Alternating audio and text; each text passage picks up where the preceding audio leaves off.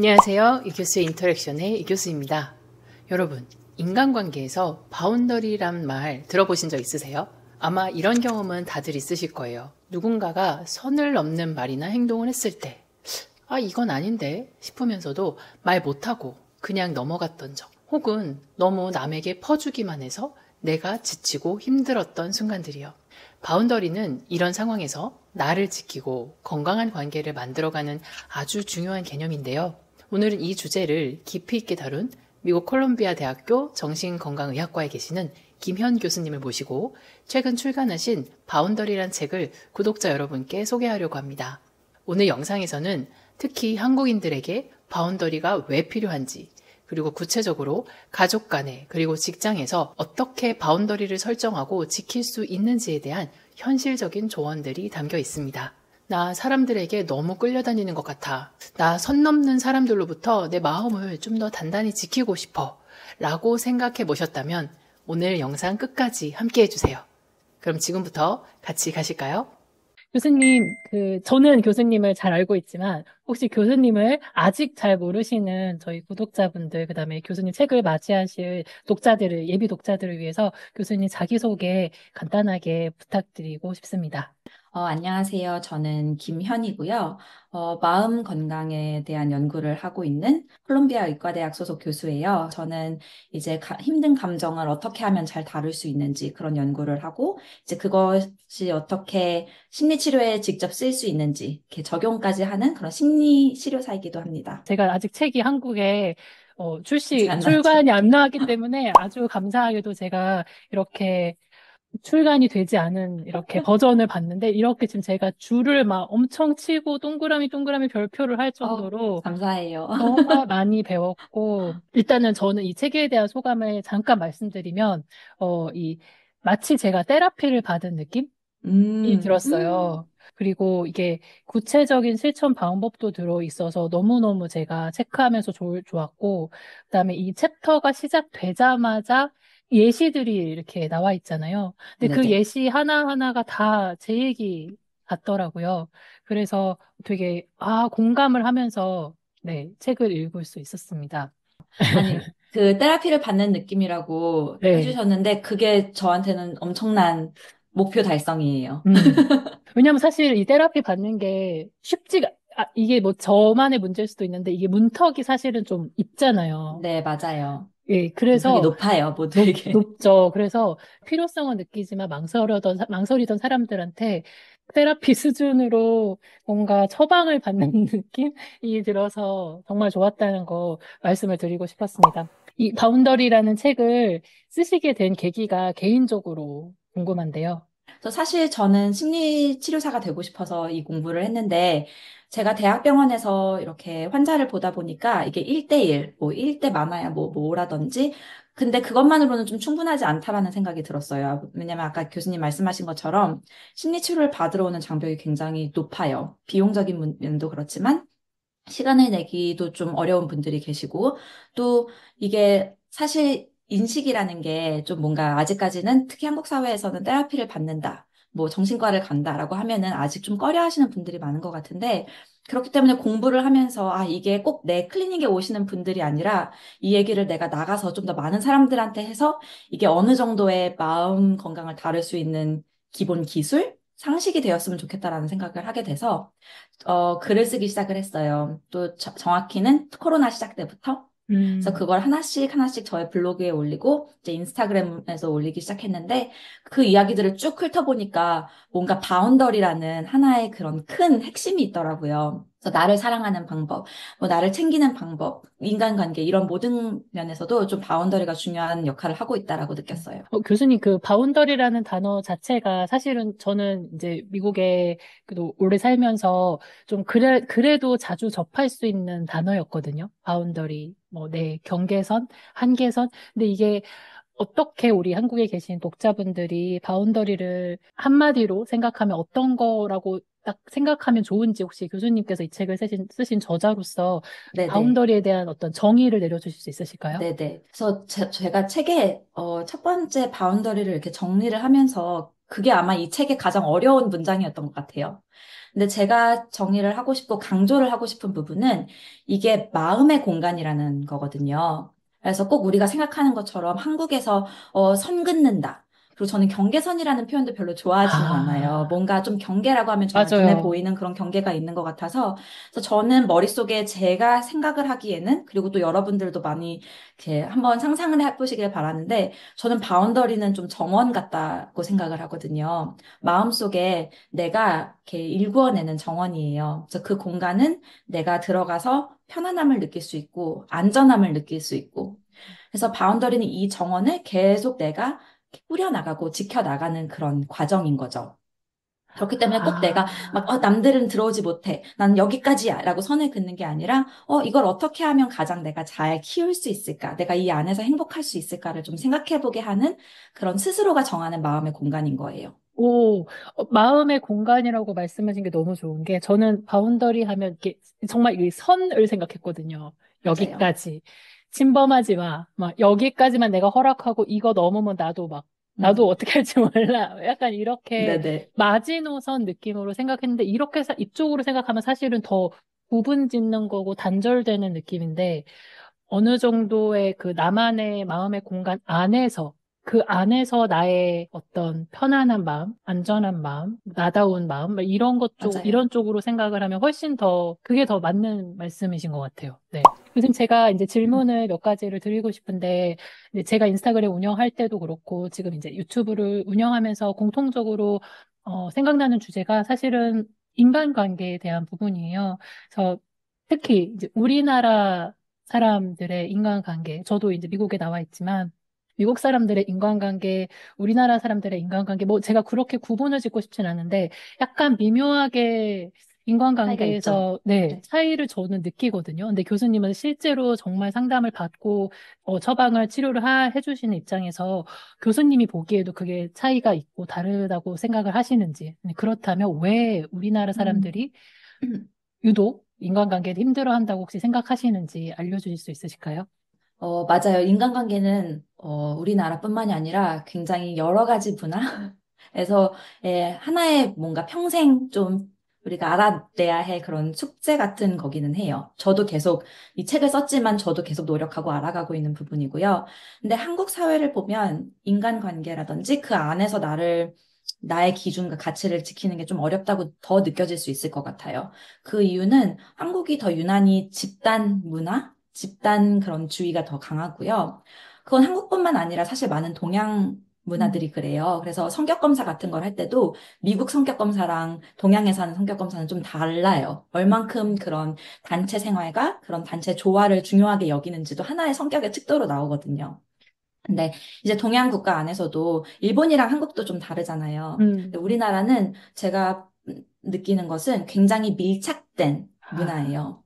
그러니까 영어로는 enmeshment라고 그걸 부르는데 사회적 조화가 너무 중요하고 그렇기 때문에 뭐 튄다, 나댄다 이런 표현들이 있잖아요. 그리고 눈치 이런 그런 표현들은 굉장히 한국적인 단어들이라고 생각하거든요.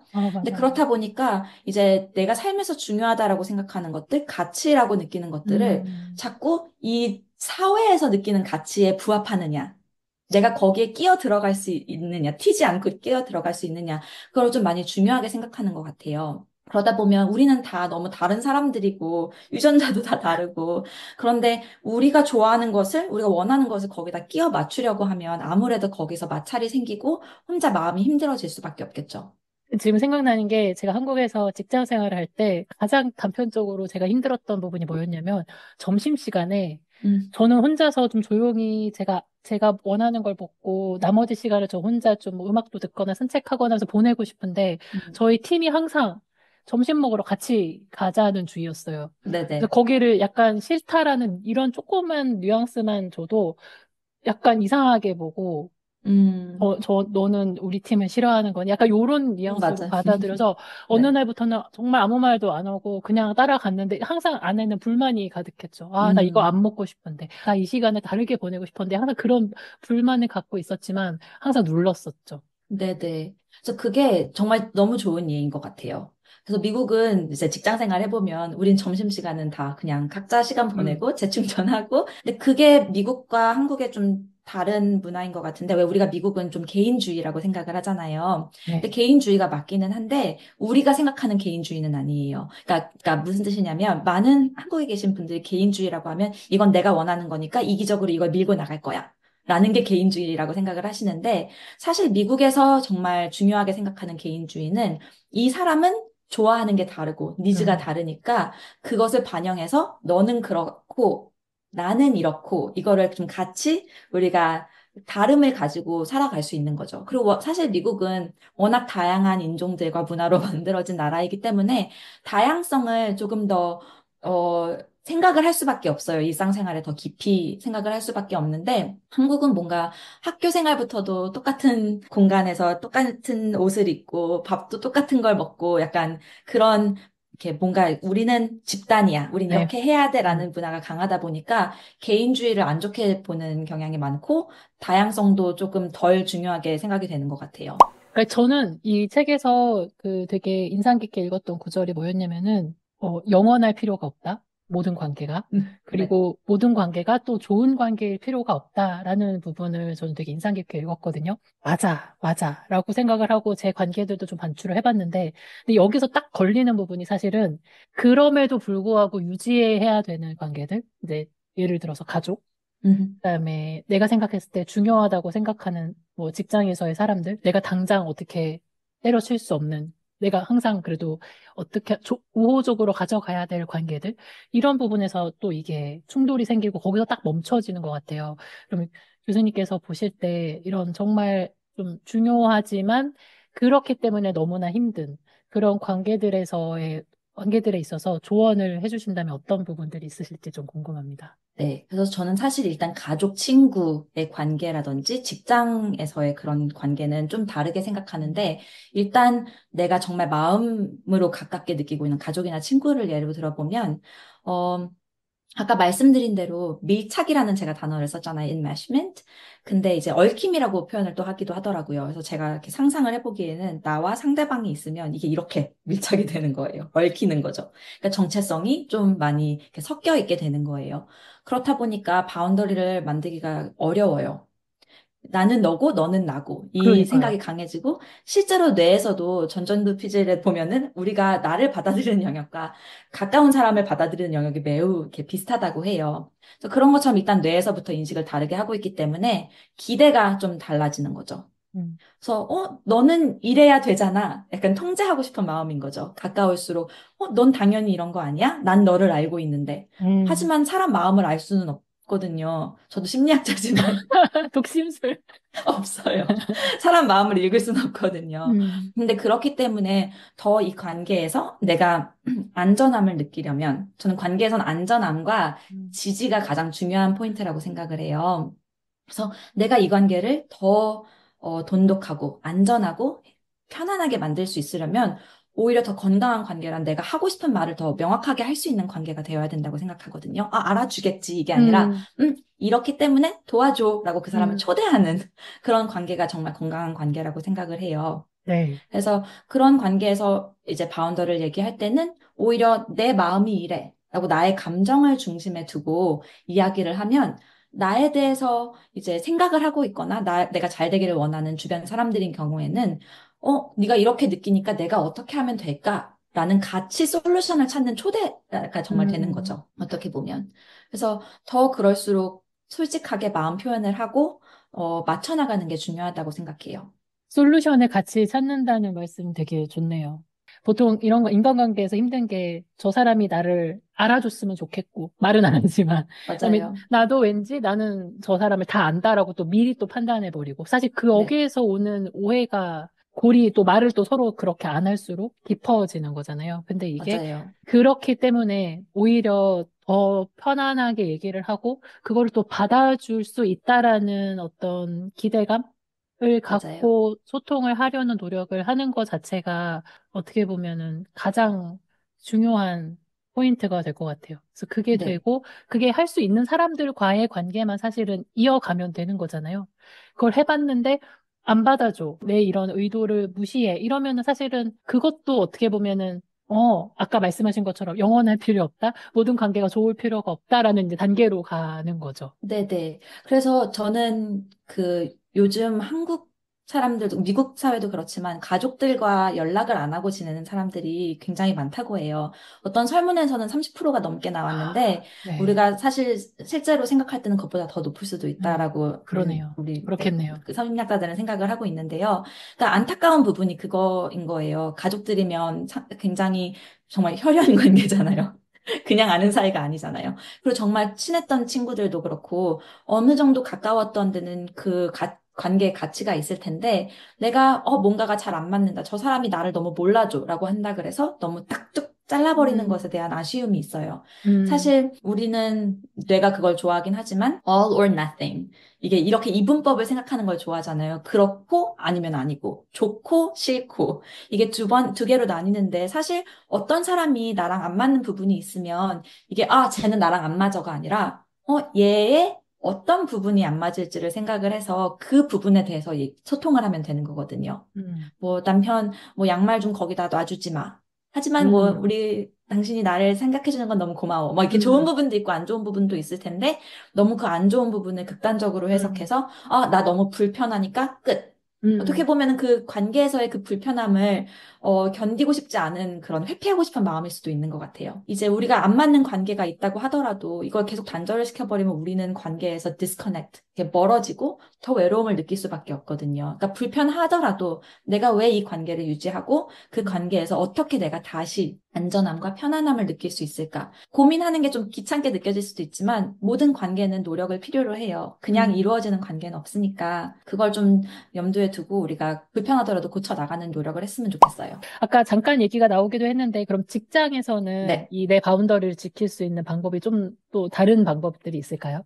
일단 첫 번째로는 직장 안에서 관계의 펑션, 기능에 대해서 생각을 해보고 싶어요. 가족과 친구들의 관계에서의 기능은 말씀드린 내가 그 사람들과 연결을 됨을 느끼는 거고, 내가 하나로 이렇게 받아들여지고 편안함과 안전함을 느끼는 게 가장 큰 목적이에요. 인간들이 사실 살아가는데 가장 필요한 거죠.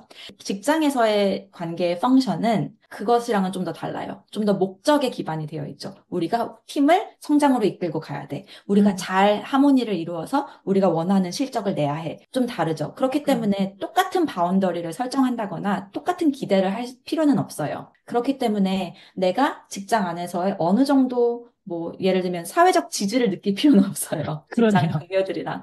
하지만 음, 이 관계가 가장 효율적이고 그 기능을 잘 할 수 있으려면 나도 기여하는 게 있어야 되고 그쪽에서도 기여하는 게 있어야 되고 이렇게 하나의 오케스트라처럼 움직여야 되는 거죠. 그렇기 때문에 내가 여기서 무엇을 원하는지 기대를 어떻게 하면 될 것인지 먼저 생각을 하는 게 좀 중요한 것 같아요. 내가 직장에 어떤 기대를 가지고 있느냐, 네, 직장 동료들과 동료들과, 네, 어떤 기대를 가지고 있느냐를 먼저 생각을 해놓고, 네. 그것을 내가 먼저 나의 중심에 둔 다음에 직장 동료들과 관계, 그 안에서의 생활을 좀 내가 결정을 내려가면서 주체적으로 맞춰가면 좋을 것 같아요. 음, 그래서 직장 내에서 바운더리는 예를 들어서 어떤 업무가 나한테 주어졌을 때 내가 어떻게 즐겁게 그걸 할 수 있고 나를 보호하면서 할 수 있을까?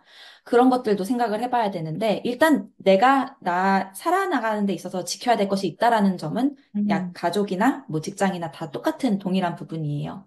근데 그것을 이제 내가 내 마음이 이래라고 하면 저쪽에서 이렇게 내가 도와줄게라고 초대를 받을 확률이 조금 더 떨어지겠죠. 왜냐면 기능이 다른 네, 사회이기 때문이죠. 네, 근데 그렇기 때문에 아예 처음부터 나한테는 뭐가 중요하고 음, 이게 지켜졌으면 좋겠습니다. 하고 대안을 내놓는 식으로 음, 어떻게 효율적으로 굴러갈 수 있는지를 미리 좀 내가 생각을 해 놓아야 해요. 그래서 하나의 예를 들어볼게요. 네, 제가 한국에서 연구소에서 일을 하고 있을 때 주말에 영어 논문을 번역을 하라면서 툭 던지고 가신 분이 계셨어요. 네, 저보다는 많이 이제 연차가 음, 있으고 선배이신 분인데 그때 저는 크리스마스였거든요. 그 주말이 하필. 심지어, 네, 네. 근데 정말 지키고 싶은 게 있잖아요. 그러면 음, 바운더리 설정이 조금 더 자연스럽게 나와요. 아, 그래서, 교수님 안 되는데요. 주말에는 가족들이랑 크리스마스 디너가 있어요. 음, 그래서 주말은 어려울 것 같습니다. And, 여기서 and가 중요해요. 네, And, 제가 이걸 한꺼번에 하는 것은 시간이 많이 걸릴 것 같지만, 제가 돌아온 다음에 필요하신 부분부터 우선적으로 차근차근 해 나가겠습니다. 라고 그 대안을 좀 제시하는 것도 아, 중요해요. 그 순간에 그 대안까지 생각해서 얘기하는 게 사실은 쉽지 않은 것 같아요. 왜냐면 맞아요. 저도 한국에서 직장 생활을 해봤는데, 저도 똑같이 크리스마스 전날에 이브 날, 그 당시 남자친구가 회사 밑에서 저를 기다리고 있는데, 제 위 상사가 저한테 야근을 시킨 거예요. 갑자기 퇴근 직전에. 근데 저는 어떤 기억으로 남아있냐면, 제가 거기 아무 소리도 못하고 그 일을 받아서 일을 했어요. 네. 하고 있었어요. 근데 몇 시간을 남자친구가 기다리다가 본인이 화가 나서 제 층으로 올라온 거예요. 그래서 그걸 보고서 그 제 상사가 알아. 그래서 전 나왔는데 제가 그걸 미리 알았다면 그 순간에 기지를 발휘해서 지금 남자친구가 밑에서 기다리고 있는데 오늘은 시간을 좀 보내고 갑작스럽게 시키신 일이니까 내일 아니면 다음날 돌아와서 바로 중요한 부분부터 하겠습니다라고 제가 대안을 딱 했어야 됐는데 그 부분을 내가 놓쳤구나라는 네, 생각이 맞아요. 근데 대안이 순간적으로 그렇게 드네요. 빨리빨리 나오기는 쉽지 않아요. 교수님 네, 말씀하신 것처럼. 네, 그래서 저는 사실 부탁을 받았는데 내가 처음 그 부탁을 받았을 네, 때 먼저 체크인을 해요. 음, 현아, 너 어떻게 느끼고 있니? 근데 만약에 그게 나한테 불편한 제안이지만 중요할 수도 있잖아요. 네, 근데 그 순간에는 바로 대답을 하지 않고 조금 음, 시간 텀을 두는 것도 객관적으로 바라볼 수 있게 해주는 그런 시간이 될 수 있어서, 음, 그래서, 그러면 제가 한번 일정을 보고 다시 말씀드릴게요. 맞아요, 라고 맞아요. 하면서 좀 이렇게 머릿속에 생각을 해보고 내가 이게 얼만큼 괜찮는지.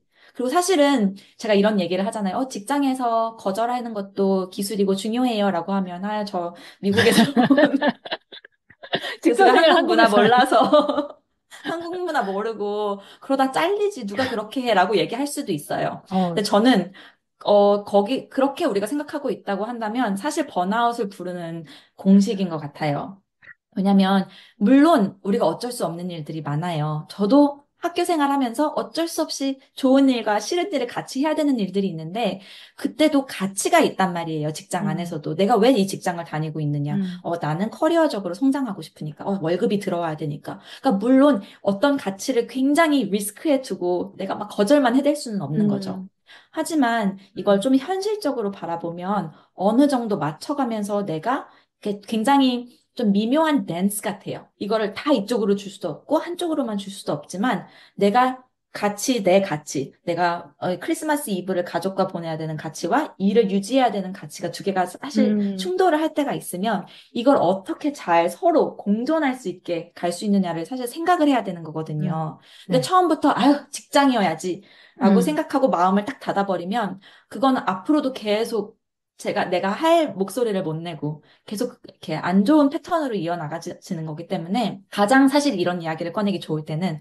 회사에 입사할 때예요. 아, 그래서 저 같은 경우는 제가 지금 콜롬비아에서 시작을 하기 전에 그때 제 큰아이가 있었어요. 네, 근데 팬데믹이 시작이 되고 있었고 좀 약간 전 아이랑도 시간을 보내는 게 너무 저에겐 큰 가치이기 때문에 아이에 들어가면서 저희 보스에게 그렇게 얘기를 했거든요. 나는 지금 1살짜리 딸이 있고 그 아이는 내가 필요하기 때문에 내가 8시간 출근을 못 할 수도 있다. 내가 주말에 답을 빨리 하는 게 어려울 수도 있다. 그러니까 뭔가 그런 기대를 음, 처음부터 구축을 해놓으면 그 다음에 맞아. 나 주말에 어렵다고 얘기했었지. 네, 했었지. 뭔가 이렇게 기댈 수 있는 쿠션이 되는 거죠. 그러니까 아, 서로 좀 그게 커뮤니케이션이 잘 되면 이해를 할 수 있는 동등한 데에서 좀 시작을 할 수가 있는데 그게 아니라 말을 안 하고 이렇게 혼자만 하고 있으면 알아주지 않아요. 맞아. 그거 되게 좋은 포인트인 것 같아요. 그러니까 그러니까 내가 자칫 이게 잘못하면 아까 번아웃으로 올 수 있다는 말에서 제가 되게 공감을 했는데, 어, 내가 이 말을 안 한다고 해서 이 감정이 없어지는 게 아니잖아요. 근데 이게 맞아요. 감정이 그다음에 또 회사라는 곳이, 직장이라는 곳이 일의 반복이고 같은 사람과의 연결이 계속 반복되는 그런 공간인데 이게 적절하게 바운더리가 형성이 되지 않고 나의 가치가 정체성이 지켜지지 않는 이런 상황들이 반복이 되다 보면 사실은 일적인 관계고 사실은 이게 그 개인 대 개인으로 보면은 아무런 사실은 뭐 나쁜 감정이나 이런 게 없을 수 있는데 이게 나중에는 나를 싫어해서 이러나? 왜 나한테만 이러지? 막 약간 더 피해의식으로 가고 그럼 원래는 그렇게까지 안 갈 수 있는데 사람이 싫어지면서 내 일도 싫어지고 패배자처럼 맞아요. 이게 이상한 사이클로 악순환으로 가는 그쪽으로 갈 수 있는 확률이 높아지는 것 같아요. 제가 딱 그 예시를 책에도 썼는데, 제가 그래서 저는 한국에서 그런 직장 생활을 하는 게 조금 어려웠어요. 미국에서 음. 계속 학창 시절을 보내다가 한국에서 3년 동안 일을 하고 다시 미국으로 온 건데, 근데 저는 그때처럼 바운더리를 열심히 연습한 적이 없었던 것 같아요. 연습하기 딱 근데 좋은 네네. 환경이었구나. 근데 그때도 그런 논문 뭐 번역해라, 뭐 네가 발표한 자료 줘라, 내가 발표하게. 약간 그런 정말 얘기들도 있었고, 전 정말 말단이었기 때문에. 근데 그때 제가 한참 고민을 하고 거절을 못하고 있을 때 저희 아빠께서, 근데 너 이렇게 일을 하면 너 네가 좋아하는 공부도 싫어질 수가 있어. 그러니까 교수님 딱 말씀하신 그런 오. 거죠. 그냥 그 연구소라는 공간이 싫어질 수가 있고, 그냥 네가 나중에 공부를 재밌게 못할 수도 있어. 너 지금 되게 재밌게 하고 싶어서 하고 있는 거잖아. 근데 그 말씀이 맞았거든요. 아, 이런 건 이해는 하지만, 저는 이러하니, 제가 그러면 이렇게 해볼게요. 그리고 사실 좀 최대한 효율적으로 그렇게 의사 표현을 하려고 했어요. 음. 물론 화나죠, 상대방에서는. 너는 뭐 가장 막내가 말도 안 듣고. 근데 그 단기적인 그 불편함이 지나가면 단기적으로 오는 나에 대한, 불편함을 견뎠다라는 어, 그런 어. 자신감도 네. 있지만 내가 이것을 지켜냈고 계속 어. 즐겁게 일을 할 수 있다라는 가치는 사실 그때 불편함에 비하면 아무것도 아니었던 것 같아요. 그래서 그때 그러네요. 거절을 약간 마스터를 하고 계속 연구소에 남아 있다가 박사과정이 돼서 미국으로 다시 오게 된 건데, 오. 사실 지금 돌아보면 그렇다고 해서 그 연구소에 있었던 사람들이랑 뭐 안 보고 손절을 하고 이런 게 아니거든요. 그분들도 그 당시에는 화가 났지만 결국에는 이해를 해주게 됐고, 음. 저는 그 이후에도 도와달라는 게 있으면 굉장히 열심히 음. 임했어요. 일을 할 때는 정말 열심히 했고, 협업이 필요할 때는 정말 많이 나서서 했거든요.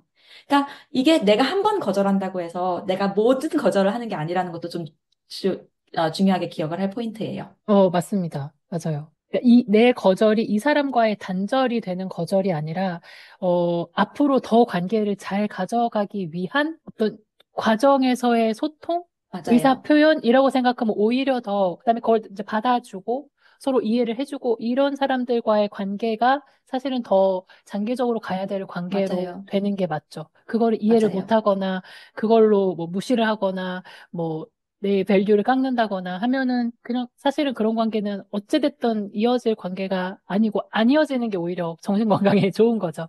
네. 맞아요. 그래서 제가 책에서도 이렇게 하나의 뭐라 해야 되나 흐름도 플로우 네네네. 차트를 만들어 놨어요. 네. 그래서 저는 관계가 끊기는 것을 원하지 않아요. 저도 그렇지만 여러분들도 관계가 끊기지 않으셨으면 좋겠어요. 하지만 어쩔 수 없는 상황에서는 내가 거리를 두어야 되고 음. 빠이 해야 되는 시간이 음. 오기도 해요. 근데 그것을 뭔가 처음부터 안 맞아, 빠이 이게 아니고 음. 처음부터 내가 다 참아야 돼 이게 아니고 어느 정도 머릿속에서 이 결정을 내가 내렸으면 좋겠는 거야. 아, 내가 이것을 지킬 가치가 있는가? 내가 이것을 충분하게 소통을 하고 그쪽에서도 받아들일 수 있는가? 이런 여러 가지 요소가 있기 때문에 좀 그런 것들을 다 고려해서 정말 그래도 내가 최소한의 나의 이 바운더리와 가치도 지키지 못하면 그때는 떠날 수 있는 용기와 좀 와. 그런 시작이 필요한 것 같아요.